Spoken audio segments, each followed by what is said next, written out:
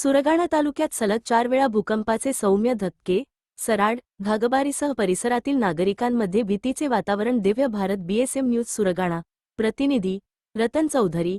नाशिक जिल्ह्यातील सुरगाणा तालुक्यात शनिवारी दिनांक 25 जुलै 2026 सकाळी सुमारे 10 वाजण्याच्या सुमारास सलग 4 वेळा भूकंपाचे सौम्य धक्के जाणवल्याने सराड, घागबारी, वाझोळपाडा, हरणटेकडी, रोटी, शिंदे दिगर, भिंतघर, जामनेमाळ आदी गावांतील नागरिकांमध्ये काही काळ भीतीचे वातावरण निर्माण झाले.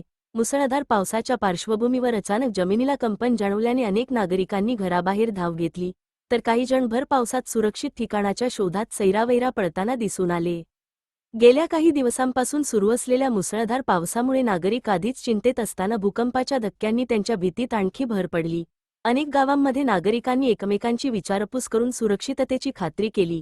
दरम्यान काही ठिकाणी घरांच्या भिंतींना किंवा इमारतींना तडे गेल्याच्या अफवा पसरल्या, मात्र प्रशासनाने अशा कोणत्याही वृत्ताला अधिकृत दुजोरा दिलेला नाही.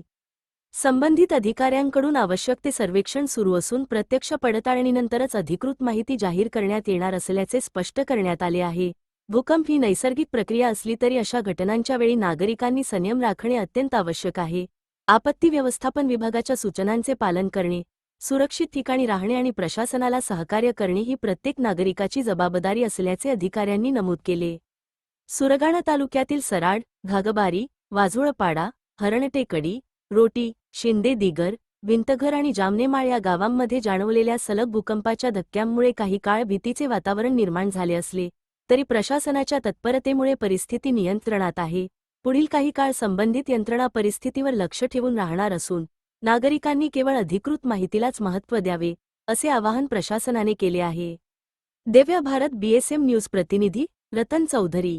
प्राथमिक माहितीनुसार भूकंपाचे पहिले सौम्य कंपन सकाळी 9:56 वाजता जाणवले. त्यानंतर सकाळचे 9:59 वाजता दुसरा सौम्य धक्का बसला. सकाळचे 10 वाजता तुलनेने अधिक तीव्र कंपन जाणवले, तर सकाळचे 10:01 वाजता पुन्हा एकदा सौम्य धक्का जाणवल्याची माहिती स्थानिक नागरिकांनी दिली. अवघ्या काही मिनिटांच्या कालावधीत सलग 4 वेळा कंपन झाल्यामुळे नागरिकांमध्ये भीतीचे वातावरण निर्माण झाले. यावेळी काही नागरिक शेतीच्या कामासाठी शेतात गेले होते, तर अनेक जण घरातच होते. घरांमधील पंखे, भांडी व इतर वस्तूंना हलकासा कंप जाणवल्याने नागरिकांनी तातडीने घराबाहेर पडणे पसंत केले. लहान मुले, महिला आणि ज्येष्ठ नागरिकांमध्ये विशेषतः भीतीचे वातावरण निर्माण झाले होते. अनेक गावांमध्ये काही काळ लोकांनी मोकळ्या जागेतच थांबून परिस्थितीचा आढावा घेतला. सराड गावातील शिवसेना शिंदे गट तालुका अध्यक्ष हरिभाऊ भोये, पोलीस पाटील कांतीलाल भोये, रामचंद्र चौरे, लक्ष्मण चौरे आणि पंडित भोये यांनी भूकंपाचे सलग 4 धक्के स्पष्टपणे जाणवल्याचे सांगितले. तसेच घागबारी येथील सेवानिवृत्त कर्मचारी संघटनेचे सदस्य चिंतामण गायकवाड, माजी उपसरपंच तुळशीदास पिठे, पोलीस पाटील गोपाळ गायकवाड आणि प्रकाश गायकवाड यांनीही कंपनाची पुष्टी केली असून नागरिक मोठ्या प्रमाणात घराबाहेर आल्याचे त्यांनी सांगितले. भूकंपाचे धक्के जाणवताच महसूल विभाग, तलाठी, मंडळ अधिकारी, पोलीस प्रशासन आणि आपत्ती व्यवस्थापन यंत्रणा तात्काळ सतर्क झाली. प्रभावित गावांतील परिस्थितीचा आढावा घेण्यात आला. प्राथमिक पंचनामे आणि माहिती संकलनानंतर कोणत्याही प्रकारची जीवितहानी किंवा मोठी वित्तहानी झाल्याचे वृत्त नसल्याचे अधिकाऱ्यांनी स्पष्ट केले. तलाठी व मंडळ अधिकाऱ्यांनी गावागावातून माहिती संकलित करून तहसील कार्यालयाला अहवाल सादर केला. त्यानंतर तहसील कार्यालयाच्या नैसर्गिक आपत्ती व्यवस्थापन कक्षामार्फत नाशिक येथील संबंधित भूकंप मापन केंद्राकडे माहिती पाठविण्यात आली. भूकंपाच्या स्वरूपाबाबत तज्ज्ञांकडून पुढील तांत्रिक अहवालाची प्रतीक्षा असल्याचे प्रशासनाने सांगितले आहे. याबाबत सुरगाणाचे तहसीलदार रामजी राठोड यांनी सांगितले की प्राथमिक माहितीनुसार कोणतीही जीवितहानी झालेली नाही.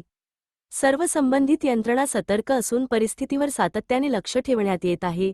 नागरिकांनी अफवांवर विश्वास ठेवू नये आणि कोणतीही आपत्कालीन परिस्थिती उद्भवल्यास तात्काळ प्रशासनाशी संपर्क साधावा. नैसर्गिक आपत्ती व्यवस्थापन विभागाने नागरिकांना शांत राहण्याचे आणि आवश्यक ती खबरदारी घेण्याचे आवाहन केले आहे. भूकंपाचा धक्का जाणवल्यास घाबरून न जाता तात्काळ मोकळ्या जागेत जावे.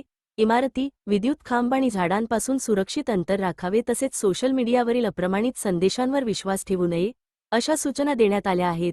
सुरगाणा तालुका हा डोंगराळ आणि आदिवासी बहुल भाग असल्याने नैसर्गिक आपत्तींच्या पार्श्वभूमीवर प्रशासन कायम सतर्क असते.